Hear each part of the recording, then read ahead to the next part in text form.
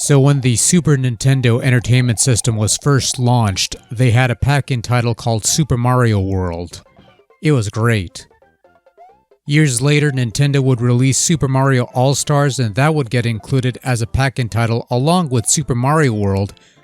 So that's cool, you get a Super NES with 2 games, or rather 5 if you're that much of a pedantic fuck. Then somebody had the bright idea to take these 2 carts and turn them into 1 cart, which begat today's subject matter, Super Mario All-Stars plus Super Mario World, an updated version of Super Mario All-Stars that was mostly included as a pack-in title and not much elsewhere.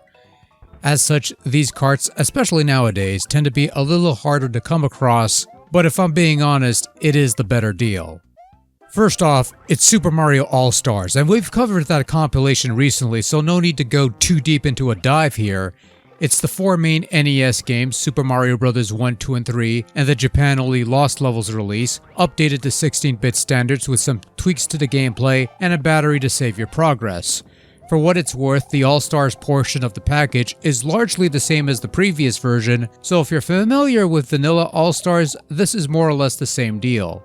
But then we get to the other major addition of this package, and that is Super Mario World, originally released as an individual pack-in title for the Super Nintendo when the console first launched, and in my book, one of, if not the best 2D Mario games ever made. But then again, I did a video on that gem last year, so there's no need to rehash everything other than this is the game that introduced Yoshi to the world, traded a raccoon tail for a cape and better flying controls, some fun levels at play here, some other bits and bobs. Play it for yourself and have a blast because this is a tremendous Mario, and it comes to this all-star package in a relatively unchanged state. There is one minor detail that we'll get to, but for the most part, Super Mario World's gameplay, graphics, audio, and other bits and bobs all play as they did originally when it was first released, and so if you're familiar with World as it was, this is pretty much the same deal.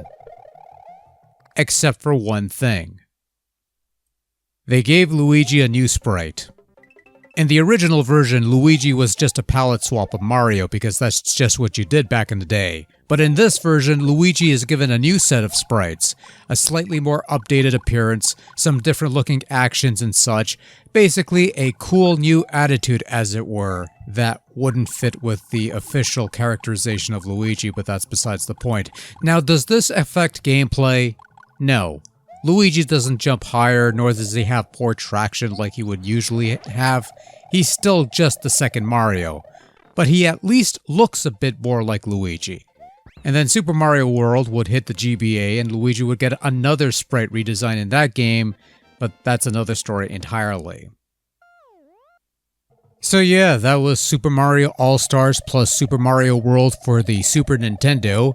Basically a more convenient and slightly improved package that exists so that Nintendo would only need to pack in 1 cart instead of 2 in their Mario sets. And look, 5 games under one roof, 4 save slots per game, that's nothing to scoff at, and admittedly, it's a nice novelty to add to that SNES collection if you can find a relatively affordable copy. But other than for the convenience and the novelty, if you already have the individual Super Mario World and All-Star carts or have some means of playing those, you don't really need this compilation as there's nothing here that you can't already get from those releases already, unless you really need another Luigi sprite edit in your life for some reason. Your mileage may vary in this regard.